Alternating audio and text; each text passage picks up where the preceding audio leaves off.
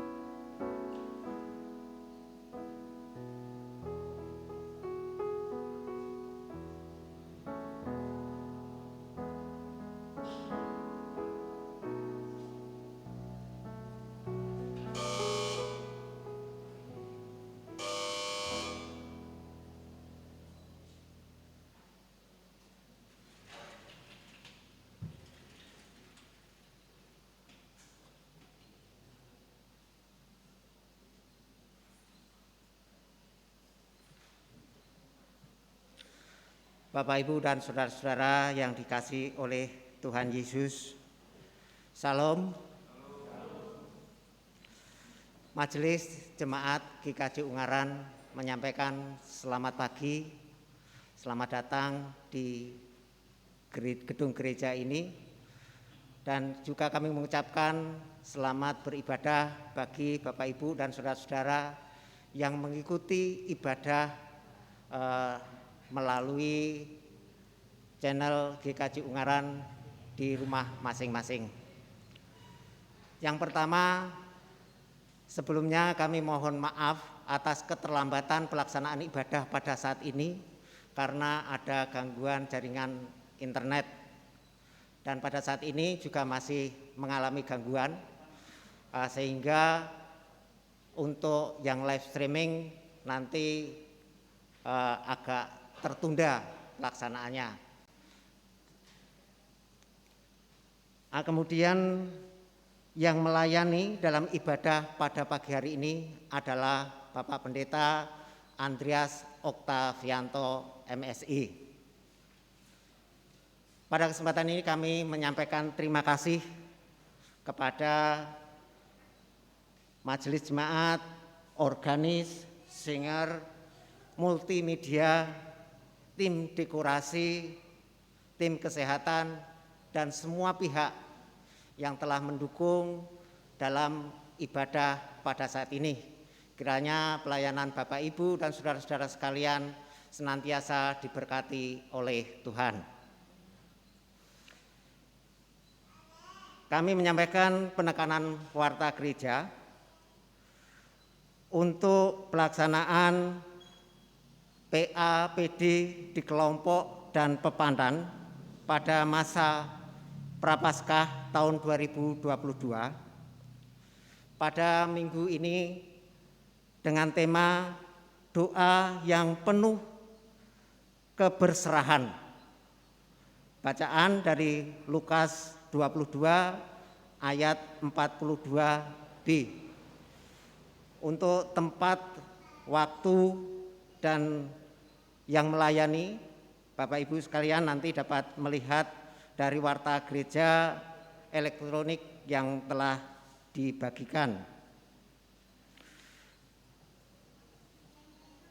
Majelis Jemaat GKJ Ungaran mengucapkan terima kasih atas persembahan berupa perbaikan instalasi dan penambahan kamera CCTV dari warga jemaat yang tidak disebutkan namanya.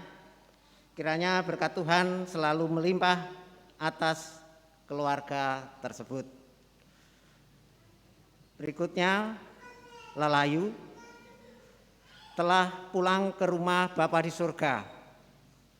Ibu Krisnina Ratri dari kelompok Sidomulyo pada hari Rabu tanggal 23 Maret 2022. Yang kedua, Ibu Suparwi, ibunda dari Ibu Sugianti, kelompok Bandarjo, pada hari Senin tanggal 7 Maret 2022 dimakamkan di Seragen. Kiranya Roh Kudus memberikan penghiburan dan kekuatan untuk keluarga yang ditinggalkan. Penekanan berikutnya adalah atestasi masuk. GKJ Ungaran telah menerima atestasi masuk atas diri Ibu Yasli Lisyam Yosefin yang pada saat ini bertempat tinggal di Jalan Serayu Selatan nomor 16 Ungaran, kelompok Sidomulyo.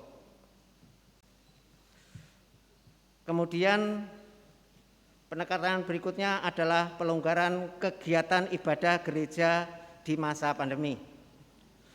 Majelis Jemaat GKJ Ungaran dalam sidang majelis yang dilaksanakan pada hari Sabtu tanggal 2 April 2020 telah mengevaluasi surat edaran majelis berkenaan dengan meningkatnya kasus COVID-19 pada bulan Februari 2020.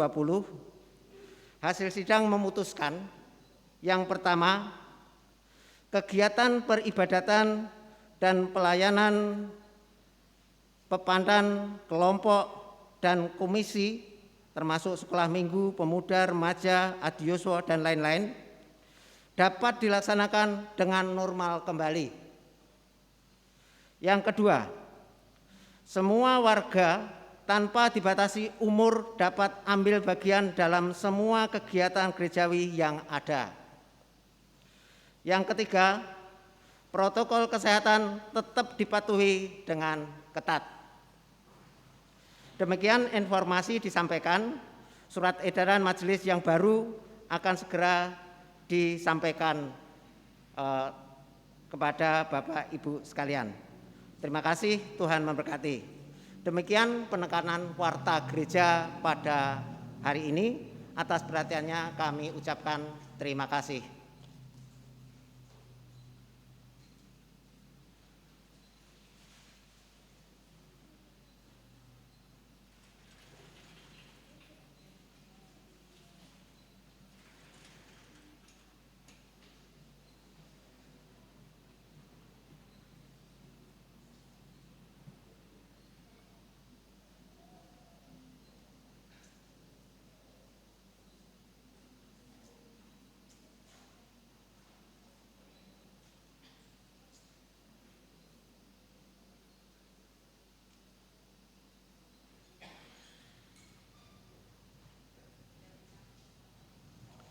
Kita masuk ke dalam saat teduh.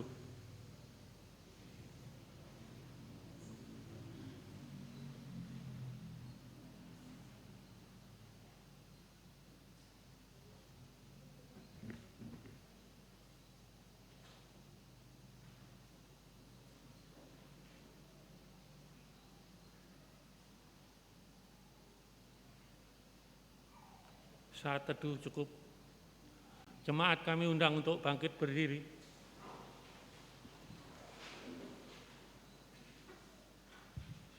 Saudara-saudara yang dikasihi Tuhan, hari ini kita memasuki Minggu Prapaskah kelima. Melalui Minggu Prapaskah kelima ini, kita diajak untuk menghayati kasih. Sebagaimana Allah menyatakan kasih yang tak terbatas. Atas pengalaman itu, kita diajak untuk berubah dari hari ke hari. Dengan berdiri, mari kita menghayati kasih melalui pujian.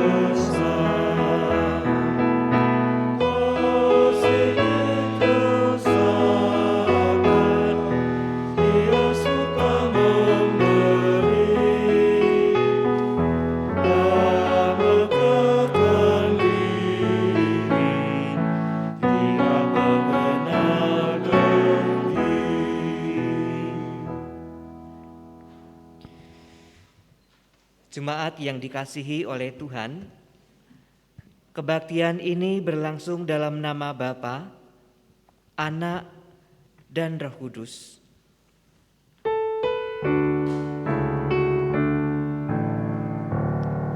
Amin, amin, amin.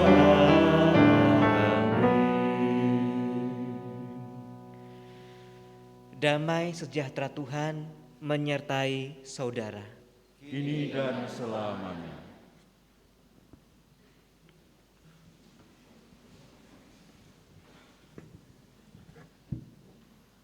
Saudara yang dikasihi Tuhan, ada orang bertanya, seperti apa kasih Tuhan itu?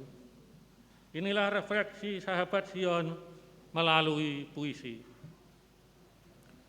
Kasih Tuhan takkan mati, meski dikubur berkali-kali. Kasih Tuhan tetap berseri, meski awan gelap menutupi. Kasih Tuhan tetap memancar, meski matahari tak bersinar. Kasih Tuhan tetap segar, meski semua telah memudar. Kasih Tuhan tetap abadi, meski semua telah berhenti.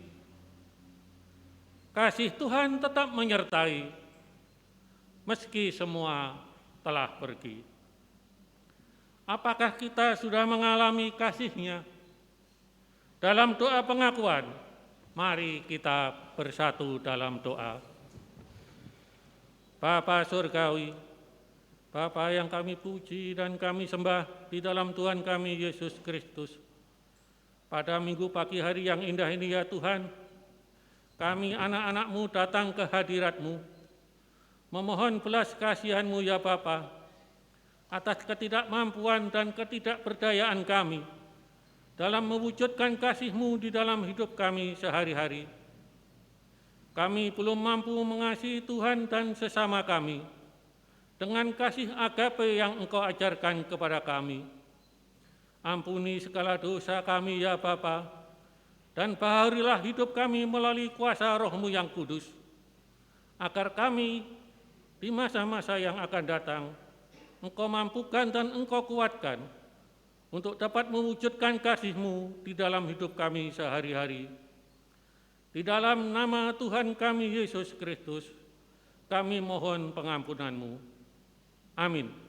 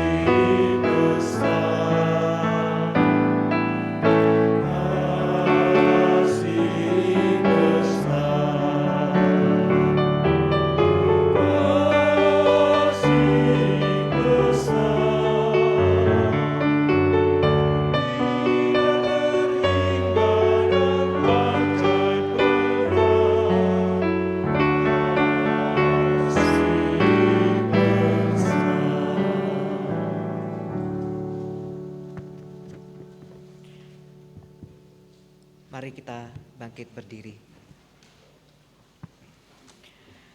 Jemaat yang dikasihi Tuhan, kasih Allah itu sungguh besar. Kasih-Nya tidak pernah mati, kasih-Nya akan tetap terus demikian sampai selama-lamanya. Dan kasih yang seperti itu memberikan pengampunan kepada kita dan membaharui hidup kita. Sekarang marilah kita menerima berita anugerah seperti yang terdapat pada kitab Filipi pasal 2 ayat 8 sampai 10. Demikian berita anugerah bagi kita semua. Dan dalam keadaan sebagai manusia, Ia telah merendahkan dirinya dan taat sampai mati, bahkan sampai mati di kayu salib. Itulah sebabnya Allah sangat meninggikan Dia dan mengaruniakan kepadanya nama di atas segala nama, supaya dalam nama Yesus bertekuk lutut segala yang ada di langit dan yang ada di atas bumi, dan yang ada di bawah bumi. Demikianlah berita anugerah dari Tuhan. Marilah sekarang kita saling menerima, saling mengasihi, dan saling mengampuni dengan menyatakan salam damai. Salam damai.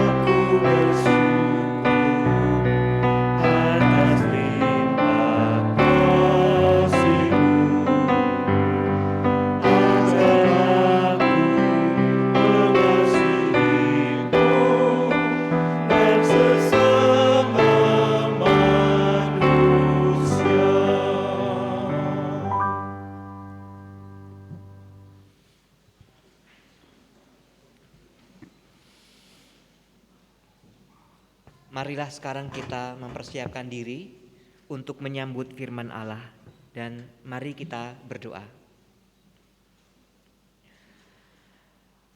Tuhan Allah kami, Bapa yang Maha Kuasa, Bapa yang senantiasa mengasihi kami dengan setia. Kami bersyukur kepadamu Bapa, karena pagi hari ini Tuhan memberi kepada kami kesehatan, semangat, motivasi, niat yang kuat, datang beribadah untuk mencari Engkau, agar hidup beriman kami semakin diteguhkan dan dikuatkan. Dan kami bersyukur atas kebersamaan kami pagi hari ini. Dan kiranya Tuhan berkenan menyertai kami, memberkati kami semua, agar kami dapat merasakan perjumpaan denganmu lewat ibadah ini.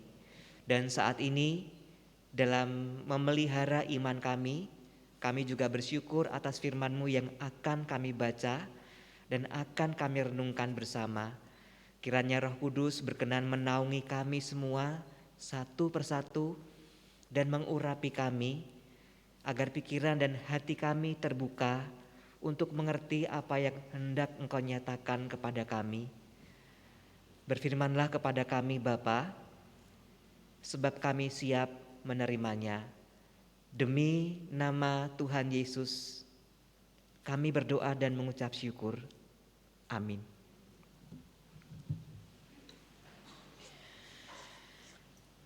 Jemaat yang dikasihi oleh Tuhan, dasar khotbah pada hari ini didasarkan pada bacaan leksionari yang bacaannya terdapat 4 bacaan.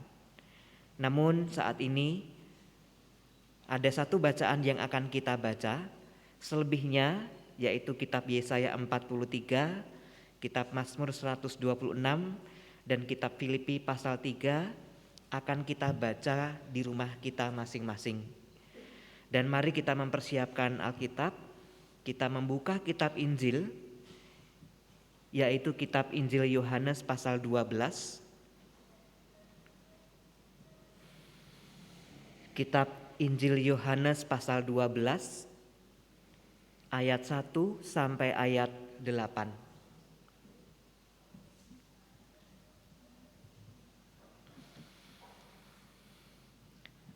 Demikian kitab Injil Yohanes pasal 12 ayat 1 sampai ayat 8.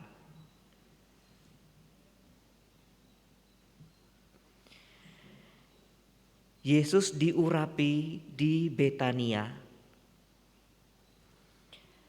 6 hari sebelum Paskah, Yesus datang ke Betania, tempat tinggal Lazarus yang dibangkitkan Yesus dari antara orang mati.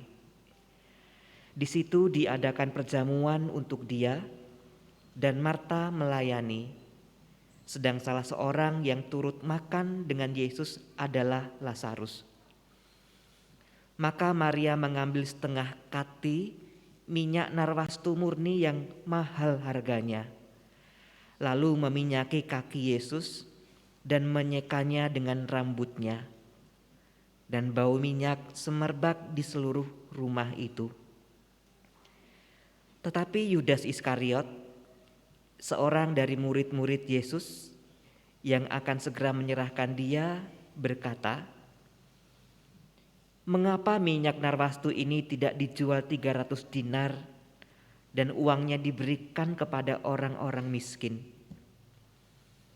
Hal itu dikatakannya bukan karena ia memperhatikan nasib orang-orang miskin, melainkan karena ia adalah seorang pencuri. Ia sering mengambil uang yang disimpan dalam kas yang dipegangnya. Maka kata Yesus, "Biarkanlah dia melakukan hal ini mengingat hari penguburanku. Karena orang-orang miskin selalu ada pada kamu, tetapi aku tidak akan selalu ada padamu." Amin. Demikian bacaan Injil. Yang berbahagia ialah mereka yang mendengarkan firman Allah dan yang memeliharanya. Hosiana.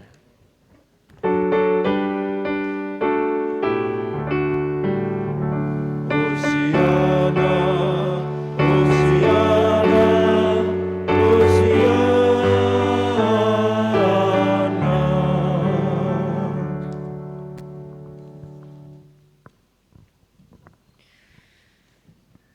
Jemaat yang dikasihi Tuhan, di awal ibadah kita tadi kita sudah mendengar sebuah puisi. Kalau kita perhatikan puisi itu ingin menunjukkan kepada kita bahwa kasih Tuhan itu tidak pernah berhenti. Kasih Tuhan itu akan selalu ada. Tadi dikatakan kasih Tuhan tidak akan mati. Meski dikubur berkali-kali, kasih Tuhan tetap berseri meski awan gelap menutupi. Kasih Tuhan tetap memancar meski matahari tak bersinar. Kasih Tuhan tetap segar meski semua telah memudar. Kasih Tuhan tetap abadi meski semua telah berhenti. Kasih Tuhan tetap menyertai meski semua telah pergi. Apa yang hendak ditunjukkan oleh puisi ini? Jelas. Kasih Tuhan itu kekal. Kasih Tuhan itu tidak pernah berhenti. Kasih Tuhan itu selalu memancar seperti matahari.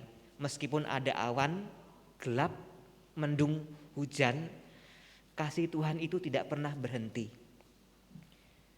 Hari ini pun kalau kita bisa hadir bersama di tempat ini itu karena kasih Tuhan. Bukan karena apa-apa. Kasih Tuhan yang membuat kita sehat.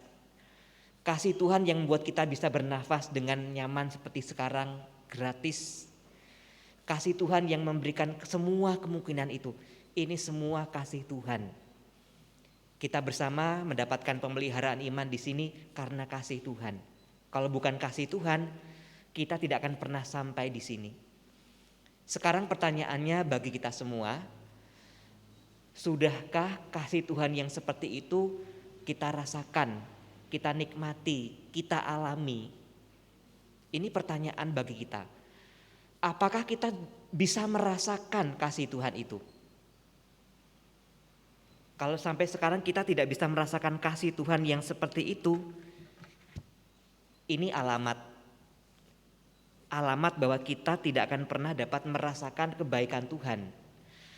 Alamat kita akan hanya merasakan hidup ini ya begitu-begitu saja, tidak ada istimewanya, tidak ada spesialnya. Karena kita tidak pernah merasakan Tuhan hadir. Hidup hanya begitu-begitu saja. Tidak pernah kita merasakan sesuatu yang membaharui diri kita. Tema kita dalam ibadah ini adalah karena kasih-Mu hidupku baru. Jadi kita diajak merasakan hidup kita yang baru karena kasih Tuhan. Karena itu kalau hari ini kita tidak bisa dapat merasakan kasih Tuhan, bagaimana kita dapat merasakan hidup kita ini dibaharui olehnya, hidup kita disapa oleh Tuhan, hidup kita diberkati oleh Tuhan. Susah, sulit kalau kita tidak pernah bisa melihat kasih Tuhan. Karena itu kita harus melihat ke belakang, mundur. Kasih Tuhan yang saya alami itu apa saja. Sejak masa kecil sampai dengan usia seperti sekarang itu kita diajak menghitung berkatnya. Diajak untuk melihat bagaimana kasih Tuhan itu. Nah ini yang tadi saya katakan, kalau kita tidak bisa melihat itu semua, nah ini alamat bahwa kita tidak akan pernah merasakan hidup yang lebih bersemangat, hidup yang lebih baru, hidup yang segar. Sulit, sangat sulit. Nah dalam firman Tuhan yang kita baca, kita belajar dari seorang perempuan yang bernama Maria. Maria ini merasakan seperti tema kita dalam ibadah ini. Karena kasih-Mu hidupku baru. Apa yang dialami oleh Maria? Yang dialami Maria hari itu adalah hidupnya baru. Hidupnya bersemangat kembali, hidupnya bergairah. Punya harapan yang besar. Sebelumnya tidak. Kenapa? Karena adiknya mati. Adiknya mati itu membuat dia sungguh-sungguh, orang Jawa mengatakan nelongso, sengsara, penuh beban. Nah baru ketika Lazarus dibangkitkan, hidup kembali, Maria merasa hidupnya baru, adiknya bangkit. Punya harapan kembali, semangat lagi. Hidupnya sungguh-sungguh baru karena merasakan perjumpaan dengan Tuhan. Tapi kita mungkin akan bertanya, kok bisa? Adiknya dibangkitkan, yang merasa baru itu adalah Maria. Atau mungkin kita seperti contoh sehari-hari di sekitar kita, mungkin kita punya saudara sembuh dari sakit penyakit. Kok bisa yang senang saya, hidup saya menjadi baru dan pengharapan karena adik saya itu hidup kembali.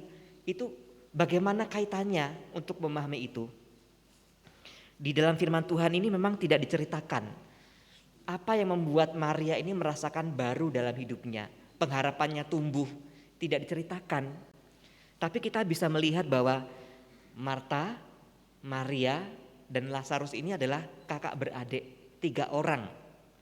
Alkitab tidak menceritakan masih adakah saudara-saudara yang lain.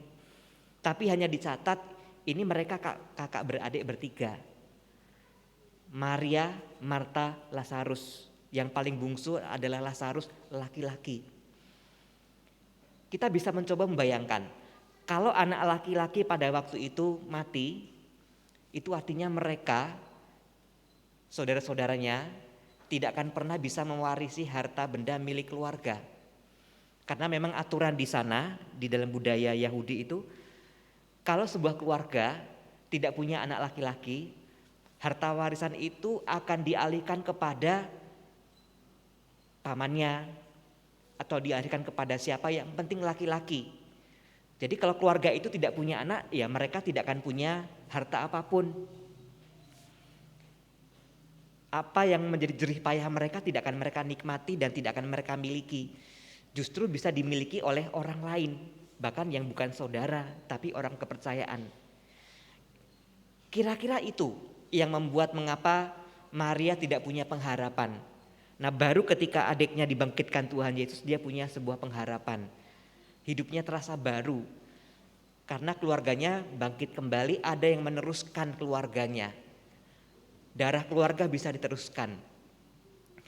Jemaat yang dikasihi oleh Tuhan Yesus, Maria merasakan hidupnya baru. Maria merasakan hidupnya kembali berharga.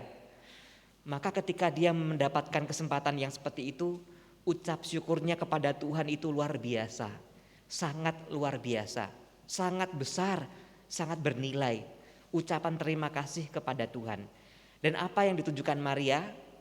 Yang ditujukan Maria adalah, di situ dikatakan ayat yang ketiga, maka Maria mengambil setengah kati minyak narwastu murni yang mahal harganya, lalu meminyaki kaki Yesus dan menyekannya dengan rambutnya, dan bau minyak semerbak di seluruh rumah itu. Kalau orang merasakan sudah dijamah Tuhan, ditolong Tuhan, diberkati Tuhan, orang akan meniru apa yang dilakukan oleh Maria. Minyak narwastu yang harganya mahal itu dipakai untuk meminyaki kaki Yesus dan menyeka dengan rambutnya. Ada yang tidak setuju dengan itu, Yudas Iskariot. Kenapa sih kok pakai minyak narwastu hanya untuk meminyaki dan membasuh kaki? Kan mending minyak itu dijual, harganya 300 dinar. Uangnya dipakai untuk hal yang berguna daripada hanya sekedar untuk mencuci kaki. Yudas mengatakan itu nilainya mahal loh. Jangan dibuang dengan percuma hanya untuk digunakan mencuci kaki. Tapi bagi Maria itu tidak ada artinya dibanding dengan kasih Tuhan, dibanding pertolongan Tuhan, dibandingkan berkat-berkat Tuhan yang diberikan. Itu tidak ada nilainya bagi Maria. Harga seberapapun, pokoknya kalau untuk Tuhan saya berikan. Saya tidak pernah mau berhitung-hitung kepada Tuhan. Pokoknya kalau untuk Tuhan saya beri yang terbaik. Itu yang dilakukan Maria. Minyak harga 300 dinar itu besar. Tapi hanya digunakan untuk membasuh kaki Tuhan Yesus. Dan cara mengelapnya pun tidak memakai lap biasa, tapi menggunakan rambut. Rambut itu kan mahkota perempuan, selalu ditutupi, tapi ini dibuka, digunakan untuk menyeka, membasuh, mengelap kaki Tuhan Yesus. Yang penting terbaik dalam dirinya diberikan juga untuk Tuhan. Semua untuk Tuhan, begitulah sikap iman dari Maria ketika sadar, ketika mengetahui hidupnya sudah dibaharui. Semua untuk Tuhan, saya tidak mau berhitung-hitung untuk Tuhan. Semua yang terbaik untuk Tuhan. Saya korbankan semua asal ini untuk Tuhan. Ini kan sebuah ungkapan syukur yang besar, yang jarang kita temui bahkan di zaman sekarang ini. Hanya sedikit mungkin orang yang bisa seperti itu.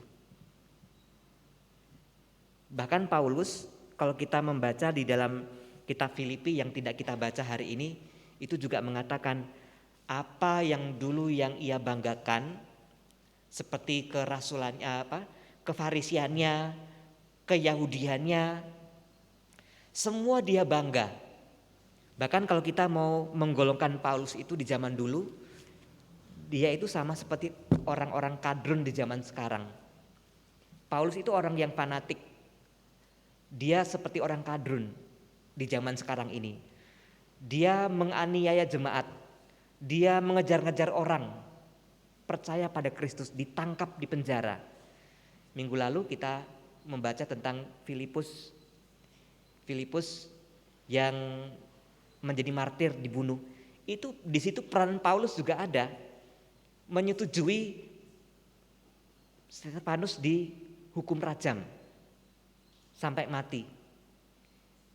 Itu Paulus, bangga Paulus dengan cara seperti itu. Makanya saya mengatakan seperti kadrun yang sering di medsos itu. Bangga sekali dengan kesetiaan pada agamanya dengan cara seperti itu. Tapi ketika kenal Tuhan Yesus, kebanggaannya seperti itu sekarang tidak ada nilainya, tidak ada harganya.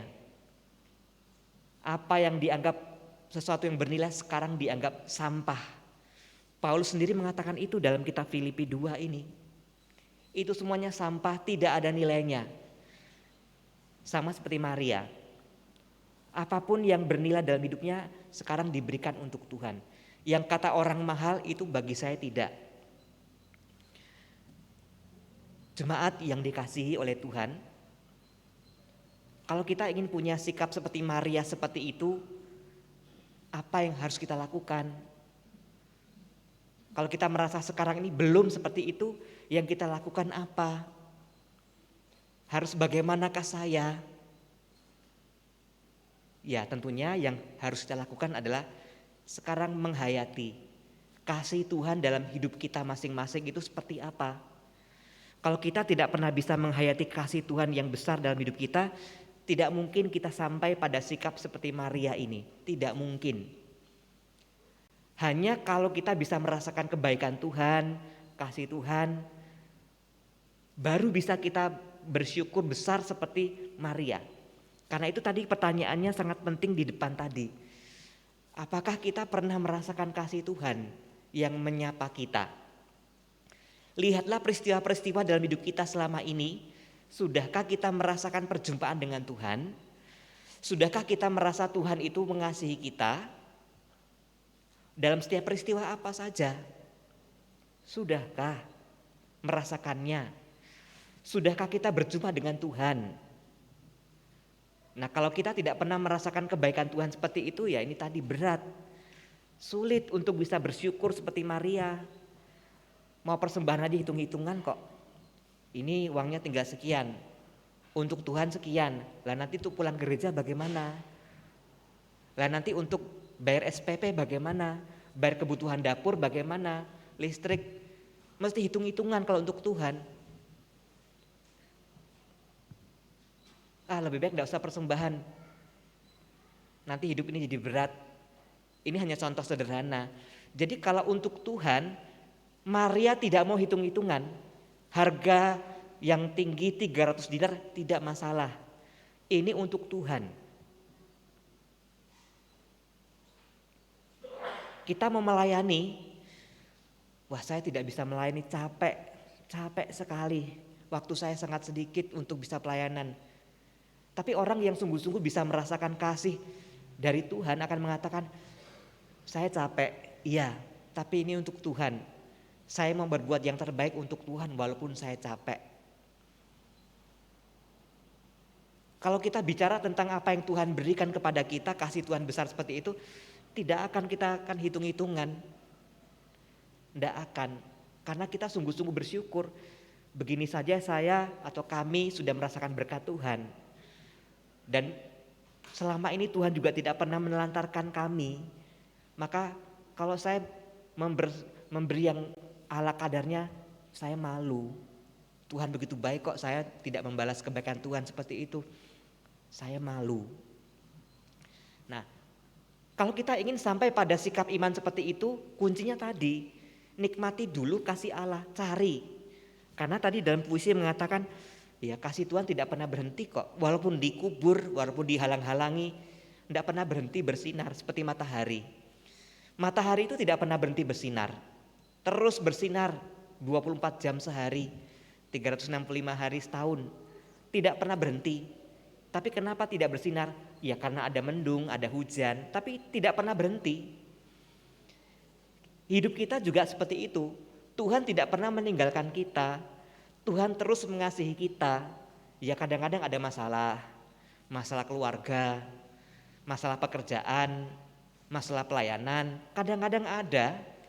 Dan itu juga kadang-kadang membuat diri kita tidak mampu melihat kasih Tuhan. Tapi kasih Tuhan sebenarnya tidak pernah berhenti memancar bagi kita. Full 24 jam sehari. Tidak pernah berhenti. Karena itu kalau kita ingin sekali dapat merasakan, ya coba kita menengok ke belakang, menghitung berkat Tuhan dalam hidup kita. Ingat-ingat semua keluarga kita, anak-anak, pasangan hidup, pekerjaan, sahabat-sahabat yang banyak, tetangga. Semua yang ada itu coba lihat. Semuanya pasti ada Tuhan yang menyertainya. Ada Tuhan yang menyebabkan semua terjadi. Nah, barulah di situ kita bisa merasakan, betul kasih Tuhan itu luar biasa. Dia melindungi, dia menjaga. Bahkan termasuk ketika menghadapi COVID seperti kemarin itu kan kita merasakan kasih Tuhan itu besar sekali, menolong kita. Kalau bukan karena Tuhan ya kita tidak akan hadir seperti ini sekarang semua. Itu karena Tuhan, bukan karena siapa-siapa. bukan karena kemampuan kita, bukan karena kita sehat, tidak. Bahkan orang yang sehat saja juga bisa terkena. Maka sekarang kita harus mengatakan semua karena Tuhan. Maka saya akan mengucap syukur seperti Maria. Apa yang bernilai dari diri saya, hidup saya, keluarga saya, pekerjaan saya, pelayanan saya, semua untuk Tuhan. Tidak akan pernah hitung-hitungan kalau untuk Tuhan. Ya karena Tuhan sumber berkat itu. Maria sungguh merasakan hidupnya baru, bersemangat kembali. Ketika Tuhan menunjukkan kebaikannya, membangkitkan adiknya Lazarus. Tapi itu yang dilakukan oleh Maria. Bagi Yudas mungkin tidak, tapi Maria melakukannya karena imannya kepada Tuhan. Kita semuanya juga diajak, seperti tema kita hari ini, karena kasih-Mu hidupku baru. Carilah kasih Tuhan itu, temukan dalam hidup kita. Nanti kita merasakan hidup kita baru. Tuhan memberkati kita. Amin. Saat teduh bagi kita.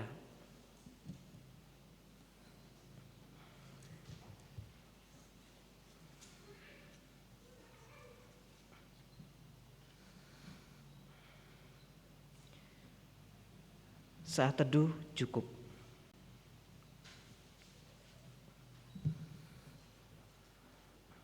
Jemaat kami undang untuk bangkit berdiri.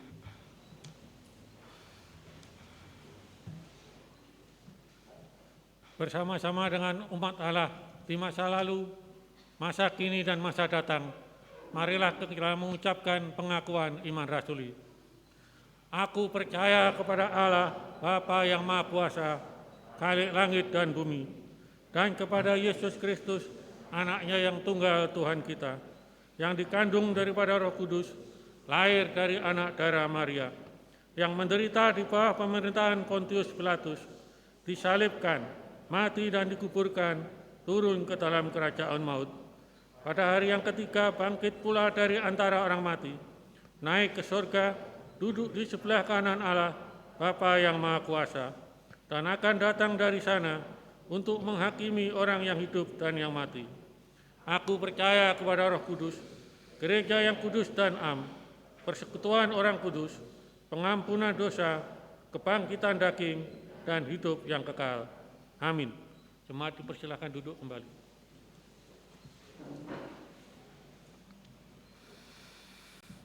Jemaat yang dikasihi Tuhan, mari kita berdoa syafaat.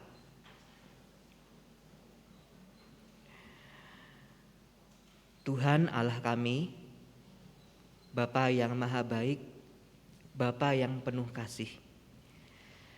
Terima kasih untuk firman-Mu yang di pagi hari menjelang siang ini kami terima, kami renungkan, kami hayati.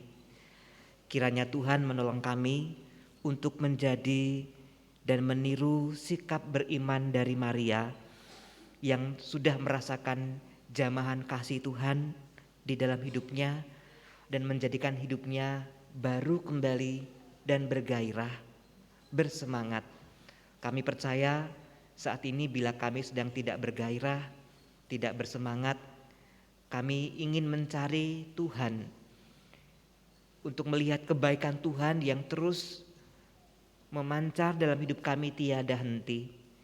Tolonglah kami, buka hati kami, bukalah mata kami untuk menemukan Tuhan dalam pengalaman hidup setiap hari yang kami alami sampai detik ini. Dan pengalaman perjumpaan dengan Tuhan itu akan membaharui, menyemangati lagi hidup kami. Tuhan, kuatkan kami untuk melakukannya, karena hanya di dalam Engkau saja kami menemukannya. Saat ini kami juga ingin menaikkan beberapa pokok doa kami. Yang pertama, kami ingin mendoakan bangsa dan negara kami, bangsa dan negara Indonesia yang sudah Engkau curahkan berkat begitu banyak bagi kami. Berkati bangsa dan negara kami untuk dapat menikmati, memanfaatkan berkat-berkat Tuhan yang melimpah di negara kami. Biarlah sumber daya alam negara kami manfaatkan sebaik mungkin untuk membuat bangsa ini menjadi semakin maju, memulihkan perekonomian negara kami, sehingga ekonomi kami dipulihkan, kami perlahan tetapi pasti merangkak menuju negara yang maju, yang bisa bersaing dengan negara-negara besar yang lain. Kami percaya Tuhan Allah akan menolong kami semua. Karena itu berkati para pemimpin bangsa kami yang sudah Engkau berikan kesempatan memimpin agar dimampukan sampai pada cita-cita bersama itu. Berkati pula bangsa kami dengan segala daya dan upaya untuk keluar dari pandemi Covid. Dan kami percaya pergumulan kami akan Tuhan sertai, Tuhan berkati. Berkati pula gereja Tuhan di berbagai tempat dan juga secara khusus di GKJ Ungaran ini. Berkatilah kebersamaan kami, berkatilah kami semua agar lewat GKJ Ungaran ini kami merasakan Tuhan memelihara iman kami, Tuhan hadir bagi kami, dan kami percaya Tuhan akan menolong kami. Berkati kami agar tugas-tugas kami melayani Engkau lewat pelayanan di gereja dapat kami kerjakan dengan baik, agar nama-Mu dipermuliakan, jemaat-Mu ditumbuhkan, dan banyak orang yang mengenal Engkau sebagai Tuhan dan Juru Selamat. Berkati kami semua, karena kami tahu banyak gereja terdampak karena Covid, begitu pula dengan gereja kami. Tapi Engkau adalah Raja Gereja, Engkau pemimpin gereja ini, Engkau dapat dan bisa menolong kami untuk bisa bertahan dan keluar dari pergumulan ini. Kami menyerahkan pergumulan kami di dalam kuasa Tuhan. Kami doakan setiap warga jemaat yang sedang sakit dan sedang dalam masa penyembuhan. Kuasa Tuhan menjamah mereka, kuasa Tuhan memulihkan mereka semua apapun sakit penyakitnya. Karena nama Tuhan Yesus dan darah Kristus memulihkan mereka. Mereka yang sekarang belum merasakan kesembuhan juga Engkau berikan kekuatan dan penghiburan untuk melihat kebaikan Tuhan lewat apa yang sedang mereka alami itu. Dan kami percaya segala sesuatu ada dalam rencana Tuhan. Karena itu kami serahkan mereka semua yang sakit dan sedang dalam masa penyembuhan. Tuhan Yesus menjamah mereka. Kami doakan pula setiap keluarga di dalam jemaat-Mu ini. Kami juga memohon kasih-Mu menyertai keluarga kami. Apapun yang sekarang ini sedang kami rasakan, yang kami hadapi, kami memohon Engkau hadir dalam keluarga kami, menyatakan kasih-Mu, menolong kami, mengangkat kami dari pergumulan yang sedang kami hadapi itu. Kami percaya jalan keluar akan kami temukan karena Engkau ada bersama kami. Berkati anak-anak kami di masa mudanya saat mereka harus menempuh studi. Biarlah Tuhan menolong anak-anak kami semua agar mereka diberikan kesehatan, kecerdasan, kesempatan untuk menyelesaikan studi dengan baik, dengan prestasi yang baik. Dan anak-anak kami yang masa-masa ini masih sedang dalam masa-masa ujian juga kami serahkan dalam kuasa Tuhan. Kami percaya Tuhan menolong. Berkati pula anak-anak kami yang sudah mendapatkan pekerjaan karena pertolongan Tuhan, agar menekuni pekerjaan itu dengan setia, bersyukur kepada Tuhan, dan menggunakan pekerjaan itu untuk memuliakan Tuhan. Berkati pula anak-anak kami yang sekarang sedang berupaya mendapatkan pasangan hidup yang tepat bagi mereka. Tuhan mendengar seruan mereka, Tuhan mendengar harapan mereka, agar mereka pun dapat menemukan pasangan hidupnya masing-masing dan kelak dapat membangun rumah tangga dengan pilihan mereka masing-masing itu dengan restu Tuhan dan kedua orang tuanya. Terima kasih, kami percaya bahwa Tuhan selalu mendengarkan kami, Tuhan selalu menyertai kami semua. Dan sekarang kami hendak menaikkan doa-doa pribadi kami. Kiranya Tuhan berkenan mendengarkan doa dan seruan pribadi yang ingin kami naikkan dalam saat hening ini.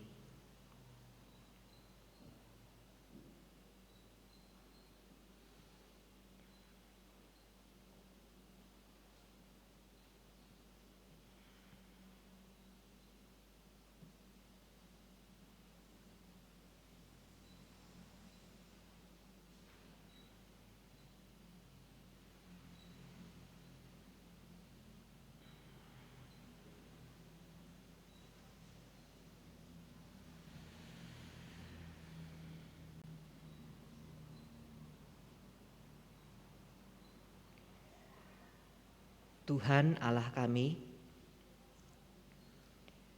terima kasih karena Engkau berkenan mendengarkan setiap doa dan seruan kami. Dan kami percaya tidak ada yang Engkau lewati dari kami semua. Dan kami percaya Tuhan mengerti kami semua dengan apa yang kami hadapi. Sekarang kami hendak menaikkan doa seperti doa yang sudah Engkau ajarkan kepada kami. Bapa kami yang di sorga, dikuduskanlah namamu, datanglah kerajaan-Mu, jadilah kehendak-Mu di bumi seperti di sorga. Berilah kami pada hari ini makanan kami yang secukupnya, dan ampunilah kami akan kesalahan kami, seperti kami juga mengampuni orang yang bersalah kepada kami. Dan janganlah membawa kami ke dalam pencobaan, tetapi lepaskanlah kami dari yang jahat. Karena Engkaulah yang mempunyai kerajaan dan kuasa dan kemuliaan sampai selama-lamanya. Amin. Jemaat yang terkasih dalam Tuhan Yesus Kristus, tiba saatnya kita beri persembahan untuk Tuhan. Mari kita memberi persembahan syukur kita dan ingatlah firman yang Tuhan yang kita ambil di dalam kitab Amsal pasal 3 ayat 9 sampai 10. Demikianlah bunyinya. Muliakanlah Tuhan dengan hartamu dan dengan hasil pertama dari segala penghasilanmu, maka lumbung-lumbungmu akan diisi penuh sampai melimpah-limpah, dan bejana pemarahanmu akan meluap dengan air buah anggurnya. Jemaat yang terkasih dalam Tuhan Yesus Kristus, persembahan bisa dikumpulkan setelah ibadah ini selesai, dimasukkan di gentong yang sudah disediakan, baik di depan maupun di pintu samping gereja. Bagi Bapak Ibu yang mengikuti ibadah melalui live streaming, bisa mengumpulkan persembahan melalui ketua kelompok maupun bisa datang ke kantor gereja, dikumpulkan di kotak yang sudah disediakan. Bagi jemaat yang ingin memberi persembahan melalui transfer bank, bisa melihat nomor rekening yang akan ditayangkan. Marilah kita mengumpulkan persembahan dengan diiringi pujian Kidung Jemaat 381.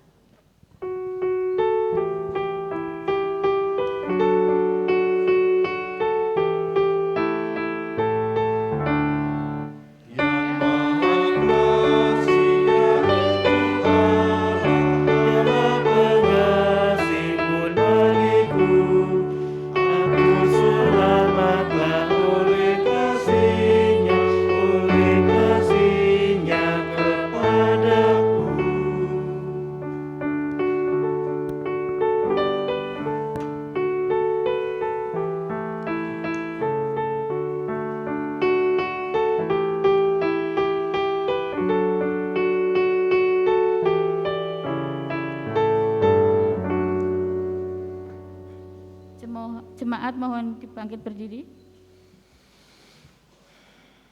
Mari kita berdoa. Segala puji dan hormat dan kemuliaan hanya bagi Engkau ya Bapa. Kami mengucap syukur atas penyertaan yang sudah Kau berikan untuk kami pada siang hari ini. Kami boleh mengikuti ibadah ini dari awal, pertengahan hingga akhir dengan damai sejahtera. Bapa Surgawi, berkati firman yang sudah Kau berikan untuk kami, yang sudah kami dengar, sehingga firman ini menjadikan kekuatan dan rema bagi kami Tuhan, sehingga kami menjadi pelaku firman yang baik. Kami bisa menebarkan cinta kasih kami kepada sesama kami, seperti Tuhan yang sudah memberikan cinta kasih kami kepada kami semuanya. Tuhan juga berkati Bapak Andreas Oktavianto yang sudah memberikan firman-Mu pada hari ini. Biarlah keluarga dan Bapak Andreas semakin diberkati dalam kehidupannya sehari-hari maupun di dalam pelayanannya. Bapak Andreas dipakai Tuhan untuk menjadi berkat bagi banyak orang, khususnya jemaat di GKJ Ungaran ini. Bapak Surgawi, juga hari ini, siang hari ini kami juga sudah mengumpulkan persembahan. Kiranya Tuhan berkenan menyucikan dan menguduskan, sehingga persembahan ini berguna untuk pelayanan kami di GKJ Ungaran ini. Gereja kami semakin diberkati dan menjadi berkat banyak orang nama Tuhan semakin diagungkan dan dimuliakan. Berkati saudara kami yang ditunjuk untuk mengelola persembahan, kiranya Tuhan memberkatinya sehingga menjadi bendara-bendara yang jujur dalam menggunakan persembahan bisa dipertanggungjawabkan di hadapan-Mu. Bapak Surgawi, kalau sebentar kami juga akan meninggalkan rumah ibadah ini untuk pulang ke rumah kami masing-masing. Kiranya Tuhan memberkati kami, menyertai kami, sehingga kami boleh sampai di rumah kami masing-masing dengan selamat, tak kurang suatu apapun, dengan damai sejahtera. Mohon pengampunan-Mu ya Bapa atas segala dosa dan kesalahan kami di dalam kami mengikuti ibadah pada siang hari ini. Kami menyadari akan kekurangan dan kelemahan kami, kiranya Tuhan sudi mengampuninya. Hanya di dalam nama Tuhan Yesus Kristus kami berdoa dan ucap syukur. Amin.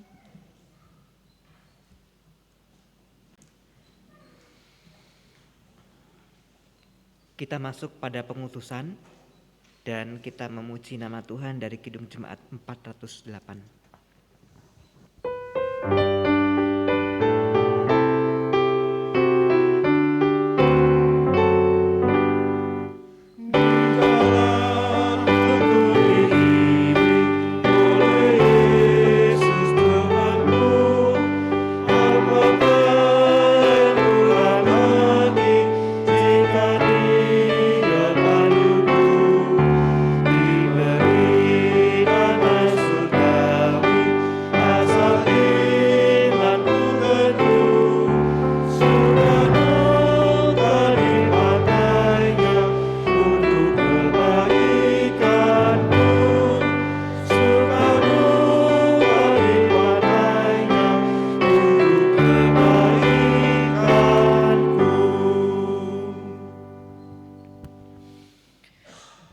Jemaat milik Tuhan, arahkanlah hatimu kepada Tuhan.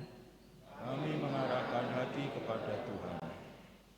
Jadilah saksi Kristus di tengah dunia. Syukur kepada Allah. Terpujilah Tuhan. Kini dan selamanya. Sekarang terimalah berkat Tuhan. Dan Allah, sumber segala kasih karunia, yang telah memanggil kamu dalam Kristus kepada kemuliaan-Nya yang kekal, akan melengkapi, meneguhkan, menguatkan, dan mengokohkan kamu sesudah kamu menderita seketika lamanya. Ialah yang mempunyai kuasa sampai selama-lamanya. Amin.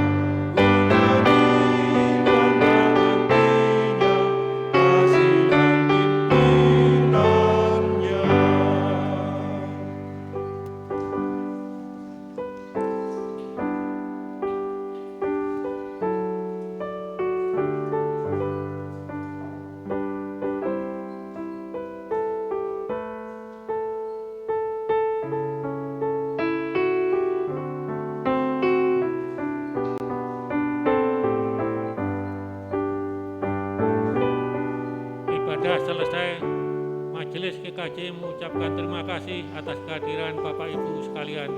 Tuhan Yesus menyertai dan memberkati seluruh perjalanan hidup Bapak Ibu sekalian. Amin.